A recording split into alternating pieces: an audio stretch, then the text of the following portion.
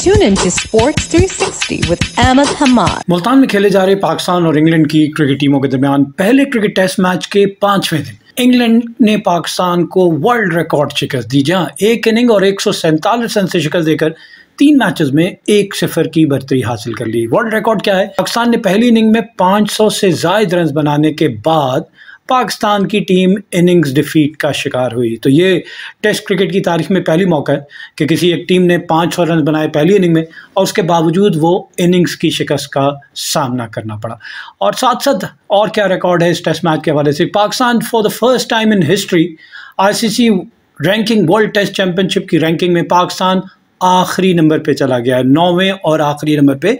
और 11 test match हो चुके हैं कि पाकिस्तान ने अपने मुल्क में कोई टेस्ट मैच नहीं जीता। 2021 से लेकर अब तक पाकिस्तान ने होम सीरीज में एक भी टेस्ट मैच नहीं जीता और शान मसूद की कैप्टनसी में ये 6ठी लगातार पाकिस्तान को शिकस्त है। 3 matches against Australia, 2 against Bangladesh और 1 अगेंस्ट इंग्लैंड। एक और रिकॉर्ड साथ साथ कि ये इंग्लैंड की एशिया में दूसरी इनिंग्स विक्ट्री है। By an innings margin England ने दूसरी मरतबा एशिया में टीम को शिकस्त दी। साथ साथ इंग्लैंड के बैट्समैनों ने अपने रिकॉर्ड बेहतर किए, जिस तरह जो रूट ने अपने करियर का बेस्ट स्कोर 262 रन बनाए, हैरी ब्रुक्स ने पहली ट्रिपल सेंचुरी स्कोर की और फिर साथ साथ जो रूट जो है इंग्लैंड की जानिब से टेस्ट क्रिकेट में सबसे ज़्यादा रन्स बनाने वाले बैट्समैन बन गए। जी हाँ, एलिस्टर कुक का उन्होंने रिकॉर्ड तोड़ा और बहुत सारे रिकॉर्ड हैं। 4th highest test total England की टीम ने 823 रन बनाए।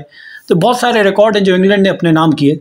साथ साथ इंग्लैंड की जानिब से चौथी विकेट की पार्टनरशिप, जी हाँ 454 रन की पार्टनरशिप जो है वो भी इंग्लैंड की जानिब से सबसे बड़ी पार्टनरशिप है। आज 5वें और आखिरी दिन पाकिस्तान ने अपनी दूसरी इनिंग कल के स्कोर 152 रन 6 विकेटों के नुकसान पर दोबारा शुरू की। तो सबसे पहले तो सलमान अली आगा ने एक और निफ सेंचुरी अपनी स्कोर की, साथ साथ आमिर जमाल ने भी निफ सेंचुरी स्कोर की और पाकिस्तान का टोटल लेकर गए 191 तक। जी हाँ, 109 रन की 7वीं विकेट की पार्टनरशिप, क्योंकि पाकिस्तान को इनिंग की शिकस्त से बचने के लिए, क्योंकि इंग्लैंड ने पहली इनिंग में 267 रन की बढ़तरी हासिल की, जिसके जवाब में पाकिस्तान का इंतहाई नाकिस आगाज़ था दूसरी इनिंग का। 82 के स्कोर पे 6 विकेटें गिर चुकी थी, पहली बॉल पे ही पहली विकेट गिर चुकी थी और फिर 82 पे 6। लेकिन वहाँ से पाकिस्तान ने इन दोनों बैट्समैनों को आपको दाद देनी पड़ेगी, सलमान अली आगा और आमिर जमाल को, जिन्होंने 7वीं विकेट की शराकत में 109 रन का इजाफा किया।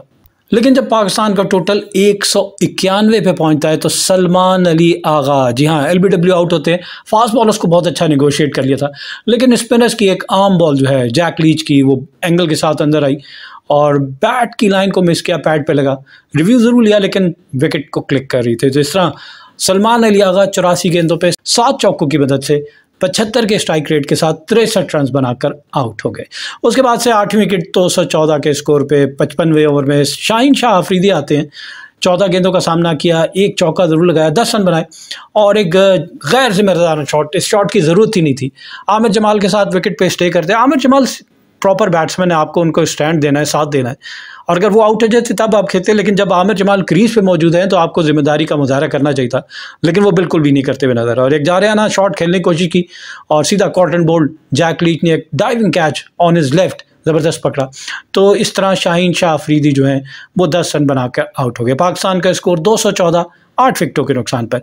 और 9वीं विकेट नसीम शाह की 220, एक छक्का जरूर लगाया इन्होंने आते साथ, लेकिन फिर इनका भी वही गैर जिम्मेदारी का, क्योंकि आमिर जमाल जिस तरह शाहीन शाह अफरीदी के साथ थे, इनके साथ भी बैटिंग कर रहे थे और इन्होंने परवाह नहीं की, टीम की परवाह नहीं की और ये अपने अंदाज में खेलते हुए इन्होंने क्रीज से बाहर निकले और बॉलर इतने चालाक कि उन्होंने इनको डिसीव किया फ्लाइट से, टर्न से और बआसानी इनको जिमी स्मिथ ने स्टंप किया। तो ये 6 रन बना के आउट हो गए। इस तरह पाकिस्तान के 9 खिलाड़ी 220 रन पे आउट हुए 54.5 ओवर में और अबरार अहमद जो कि बुखार की वजह से हॉस्पिटल में दाखिल थे वो बैटिंग करने नहीं आ सकते, तो इसलिए पाकिस्तान की पूरी टीम आउट हो गई। जी हाँ, 220 रन बनाकर आउट हो गई और पाकिस्तान को 1 इनिंग्स और 47 रन से शिकस्त का सामना करना पड़ा।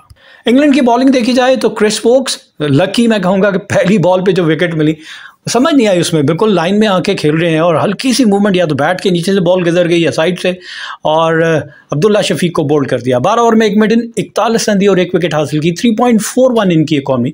गस एटकिंसन कल जो इन्होंने 2 विकेटें हासिल की, जिनमें एक बाबर आजम की है और दूसरी शान मसूद की। शान मसूद थोड़ा पहले बैट का फेस क्लोज कर गए थे, एज लगा और इस तरह वो आउट हो गए, क्रॉली ने इनका कैच पकड़ा। लेकिन बाबर आजम, वो कहते हैं ना कि फॉर्म में ना होना और बाबर आजम के ऊपर प्रेशर, और ऐसा प्रेशर कि जिससे बाबर आजम निकलने में नाकाम है। 2023 से पहले अगर बाबर आजम का रिकॉर्ड देखा जाए तो 83 इनिंग में 3645 रन बनाए 49.25 की औसत से, जिसमें 26 निफ सेंचुरी और 9 सेंचुरियाँ। ज़बरदस्त कंसिस्टेंसी थी, ऑलमोस्ट 50 का एवरेज बाबर आजम का। लेकिन फ्रॉम 2023 ऑनवर्ड बाबर आजम का डाउनफॉल शुरू होता है और वो नोज डाउन है बिल्कुल। 17 इनिंग में सिर्फ 352 रन बनाए और 20.70, एक भी निफ सेंचुरी और सेंचुरी नहीं लास्ट 17 इनिंग्स में बाबर आजम की जानिब से।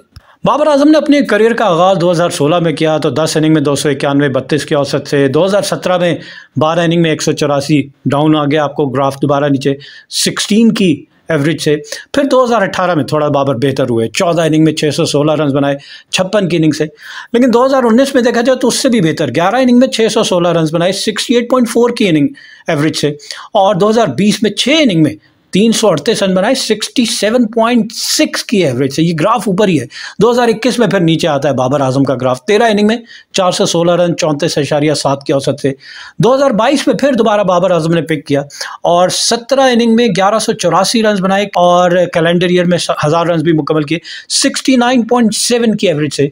लेकिन फिर जो डाउनफॉल है 2023 ऑनवर्ड, 9 इनिंग में 2023 में बाबर आजम ने सिर्फ 204 रन बनाए 22.7 की औसत से। और 2024 में अब तक 8 इनिंग में 148 रन बनाए, सिर्फ 148, 18.5 की औसत से। तो इंतहाई पुअर फॉर्म बाबर आजम की। अगला टेस्ट मैच खिलाया जाएगा, रेस्ट कराया जाएगा, कब कराएंगे, कब उन प्लेयर्स को जो डोमेस्टिक सर्किट में परफॉर्म कर रहे हैं, जिसमें साहिबजादा फरहान, मोहम्मद हुरैरा, तैयब ताहिर, कामरान गुलाम, एक लिस्ट है जो बेचारे परफॉर्म कर रहे हैं लेकिन उनको मौका ही नहीं दिया जा रहा। और कब मौका देंगे, क्योंकि अब हम 6 टेस्ट मैचेस लगातार हार चुके हैं। इवन हम बांग्लादेश से भी हार चुके हैं और आईसीसी वर्ल्ड टेस्ट चैंपियनशिप में for the first time in history Pakistan bottom यानी 9th आखिरी नंबर पे चला गया है। और अब भी आई ओपनर ना हो और अब भी हम बड़े नाम को ही सिर्फ खिलाएं। हम अगर बैटिंग की बात करें तो एक इनिंग में जैसा हम बताएं आपको कि बांग्लादेश के खिलाफ 446 रन बनाया, फिर दूसरी इनिंग में 146 पे आउट हो गए, 274 बनाया, फिर दूसरी इनिंग में 172 पे आउट हो गए। यहाँ आप फिर देख लें कि 556 बनाए और दूसरी इनिंग में 220 पे आउट हो गए। अगेंस्ट ऑस्ट्रेलिया एट सिडनी 115 पे आउट हो गए। तो दूसरी इनिंग का पाकिस्तान के पास इशू है बड़ा और पाकिस्तान के बैट्समैन जो हैं वो पैनिक कर जा रहे हैं और फिर डिलीवर नहीं कर पा रहे। और यही वजह है कि पाकिस्तान इतने ज़्यादा नंबर ऑफ टेस्ट मैचेस हारता चला जा रहा है। तो पाकिस्तान की बैटिंग लाइनअप को बिल्कुल रीशफल करना पड़ेगा। उन प्लेयर्स को अब मौका देना पड़ेगा, आप चाहें या ना चाहें, उन प्लेयर्स को जो डोमेस्टिक में परफॉर्म करें। और वो प्लेयर जो अब पाकिस्तान टीम में परफॉर्म नहीं कर रहे उनको आपको बाहर बिठाना पड़ेगा। बाबर आजम के हवाले से बाजिद खान कमेंटेटर ये कह रहे हैं कि बाबर आजम जाकर कर क्या रहे हैं। अगर टेस्ट क्रिकेट पे नहीं रन हो रहे तो 8 टेस्ट मैचेस के दौरान वो सिर्फ एक फर्स्ट क्लास क्रिकेट खेले। तो एक फर्स्ट क्लास मैच खेलकर आप तो अपनी फॉर्म बहाल नहीं कर सकते, आपको एक सीज़न पूरा जो है वो फर्स्ट क्लास क्रिकेट का खेलना पड़ेगा और फॉर्म बहाल करके तभी वापस आना पड़ेगा। नाम अब नहीं चलेगा कि नाम को हम खिला दें। इसी तरह बॉलिंग की बात की जाए तो अबरार अहमद बुरी तरह आपके एक्सपोज हो गए, बिल्कुल भी पेनिट्रेशन, या हम उनको स्पिनर नहीं कह सकते, मिस्ट्री बॉलर बहुत जल्दी पिक हो जाते हैं, उसके बाद से आपको लैकलेस बॉलिंग नज़र आती है। फिर शाहीन शाह अफरीदी की आपने बॉलिंग देख ली। मीर हमज़ा के ऊपर इनको किस तरह प्रेफर किया जाता है, हालांकि मीर हमज़ा की ऑस्ट्रेलिया में परफॉर्मेंस और मीर हमज़ा की इवन अगेंस्ट बांग्लादेश परफॉर्मेंस इनसे फार बेटर है। तो उनको टीम में लाना पड़ेगा आपको, मीर हमज़ा को। और नसीम शाह फिर ठीक बॉलिंग है, आमिर जमाल ठीक है, लेकिन शाहीन शाह अफरीदी एंड बाबर आजम, इन दोनों को तो कम से कम पाकिस्तान को अगले टेस्ट मैच के लिए बाहर बिठाना पड़ेगा। आमिर जमाल ऑस्ट्रेलिया के टूर में आपको नजर आया कि ज़बरदस्त बैटिंग, बॉलिंग, ऑलराउंडर। यहाँ पे भी आपको नजर आया कि रेजिस्टेंस शो की, 104 गेंदों पे 5 चौकों की मदद से 53 के स्ट्राइक रेट के साथ 55 रन बनाए। एक बाउंसर, ब्राइडन कास का बाउंसर भी सर पे लग रहा है, चेस्ट पे भी लग रहा है, लेकिन खड़े हैं टीम के लिए, विकेट पे खड़े हैं, विकेट थ्रो नहीं की इन्होंने।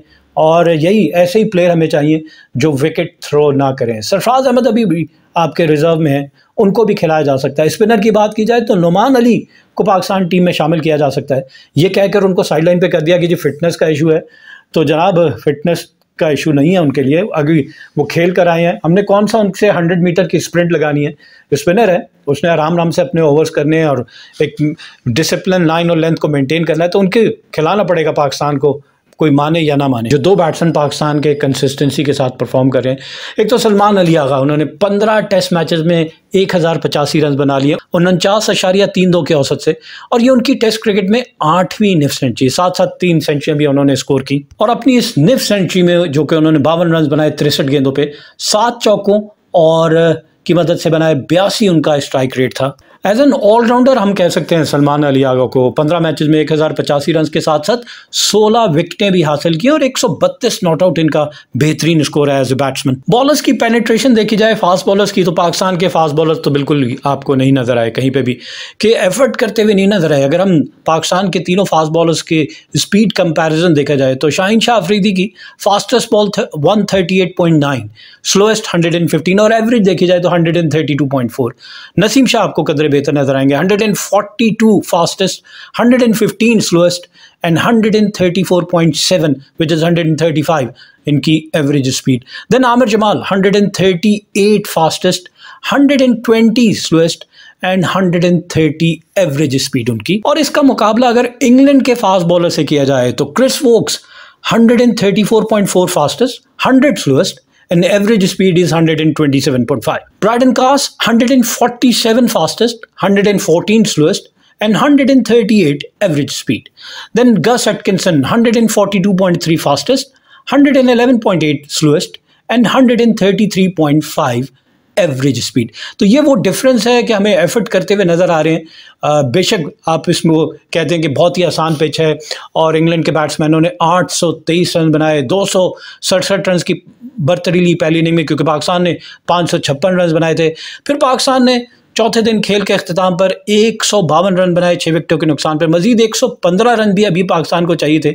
109 रन की 7वीं विकेट की पार्टनरशिप भी खेल ली आमिर जमाल और सलमान अली आगा, लेकिन पूरी टीम 220 पे आउट हो जाती है और एक इनिंग्स और 47 रन। जी हाँ, एक वर्ल्ड रिकॉर्ड है कि पहली इनिंग में 500 से ज़्यादा रन बनाने के बावजूद पाकिस्तान की टीम इनिंग की शिकस्त से मैच हार गई, जो कि एक वर्ल्ड रिकॉर्ड बन गया है। आमिर जमाल की बैटिंग देखी जाए तो उन्होंने अपनी निफ सेंचुरी 92 गेंदे अपने आप को अप्लाई किया। इससे तेज खेलने की सलाहियत रखते हैं, लेकिन टीम की सिचुएशन के हिसाब से आपको विकेट पे स्टे करना था, तो 92 गेंदों पे सिर्फ 5 चौकों की मदद से 54 के स्ट्राइक रेट के साथ 50 रन मुकम्मल किए और साथ साथ 200 रन भी। जहाँ चौथा टेस्ट मैच है इनका, 200 रन मुकम्मल हो गए हैं। 33.33 इनकी एवरेज है और 2 निफ सेंचुरियाँ इन्होंने स्कोर की। एक निफ सेंचुरी इन्होंने ऑस्ट्रेलिया के खिलाफ ऑस्ट्रेलिया में, और अब एक इंग्लैंड के खिलाफ पाकिस्तान में निफ सेंचुरी स्कोर करने में कामयाब हुए। डिफीट आफ्टर स्कोरिंग 500, जब रिकॉर्ड सामने आया उस वक्त पाकिस्तान की 4 डिफीट थी 500, लेकिन ये एक और डिफीट शामिल कर लें तो पाकिस्तान 5 डिफीट हो चुकी हैं 500 रन पहली इनिंग में बनाने के बावजूद। ऑस्ट्रेलिया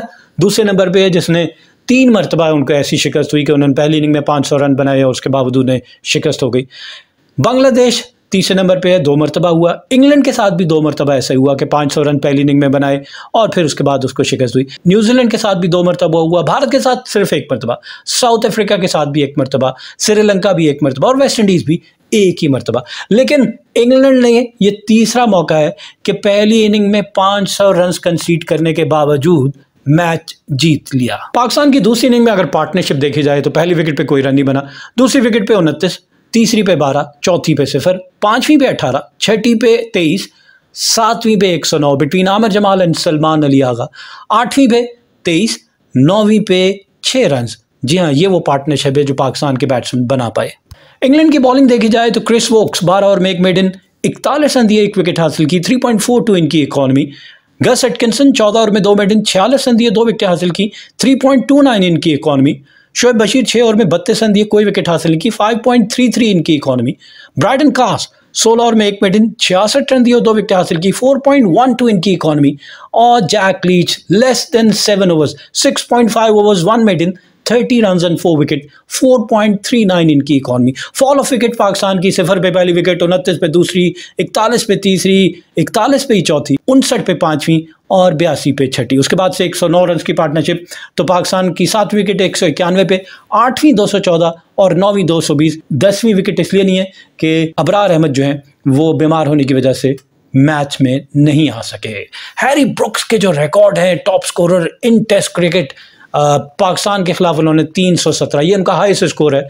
इसके अलावा न्यूजीलैंड के खिलाफ 186 रन बनाए वेलिंगटन में 2022-2023 में। पाकिस्तान के खिलाफ 2022-2023 में रावलपिंडी में 153 रन बनाए। फिर कराची में 2022-2023 में पाकिस्तान के खिलाफ 111 रन बनाए, जबकि वेस्ट इंडीज के खिलाफ नॉटिंघम में 2024 में 109 रन बनाए। तो पर्पल पैच है हैरी ब्रुक्स का, और इसमें से 4 सेंचुरियां उन्होंने पाकिस्तान के खिलाफ स्कोर की। एक्सपीरियंस बैट्समैन जो रूट का आपको बैटिंग ग्राफ दिखाएं अगर, तो आपको नज़र आएगा कि विकेट के चारों तरफ कोई एक ऐसा एरिया नहीं है जहां उनको रन बनाने में मुश्किल हुई हो। और बेसबॉल क्रिकेट था इसकी। जी हाँ, 375 गेंदों पे 262 रन की इनिंग खेली। इनके मुकाबले में अगर हैरी ब्रुक्स की इनिंग देखी जाए तो 322 गेंदों पे 317 रन की इनिंग, जिसमें 3 छक्के भी शामिल हैं। और ये ज़बरदस्त एग्रेसिव आपको नज़र आ रहा है, और ऑफ साइड बड़ा प्रेफर कर रहे हैं स्क्वायर पे। और पाकिस्तान को एक और रिकॉर्ड जो है वो team wins at home test since 2022। तो पाकिस्तान आखिरी नंबर पे तो है ही है, साउथ अफ्रीका पहले नंबर पे जहाँ जिसने 8 मैच खेले, 8 में से 7 जीते, 1 ड्रॉ हुआ। 87.50 इनका रिकॉर्ड है एट होम विन परसेंटेज, बहुत अच्छी है। इंडिया दूसरे नंबर पे, 13 मैच खेले, 10 जीते, 2 हारे, 1 ड्रॉ हुआ। 76.92 इनका विन परसेंटेज है एट होम। ऑस्ट्रेलिया तीसरे नंबर पे है, 12 मैच खेले, 9 जीते, 1 हारा, 2 ड्रॉ हुए। 75% इनका win percentage at home. England चौथे नंबर पे है, 19 मैच खेले, 14 जीते, 4 हारे, 1 ड्रॉ हुआ। 73.68 इनका विन परसेंटेज। और श्रीलंका 5वें नंबर पे, 11 मैच खेले, 7 जीते, 4 हारे, 63.64 इनका विन परसेंटेज। श्रीलंका के बाद न्यूजीलैंड जिसने 12 मैच खेले, 7 जीते, 5 में शिकस्त हुई और कोई मैच ड्रॉ नहीं हुआ। 58.33 इनका at home win percentage. West Indies इसके बाद है जनाब, जिसने 9 मैच खेले, 3 जीते, 2 हारे, 4 ड्रॉ हुए। 33.33 इनका विन परसेंटेज। और बांग्लादेश 8वें नंबर पे, जिसने 10 मैच खेले, 3 जीते, 6 में शिकस्त हुई और 1 ड्रॉ हुआ। 30% win percentage. On the other hand Pakistan bottom of the table, 11 matches खेले हैं 2022 से अब तक एट होम, और 11 में से एक भी मैच नहीं जीत पाए। 7 में शिकस्त हुई, 4 मैचेस ड्रॉ हुए और 0% विन परसेंटेज। तो जनाब अब दूसरा टेस्ट मैच जो है 15 से, इसी महीने की 15 तारीख से मुल्तान में ही खेला जाएगा। Wishing Pakistan cricket team best of luck. We come to the end of our show. Till the next programme, it's goodbye from Sports 360. Keep on watching Sports 360 with Ahmed Hamad for latest news, views, and interviews of sports personalities from around the world.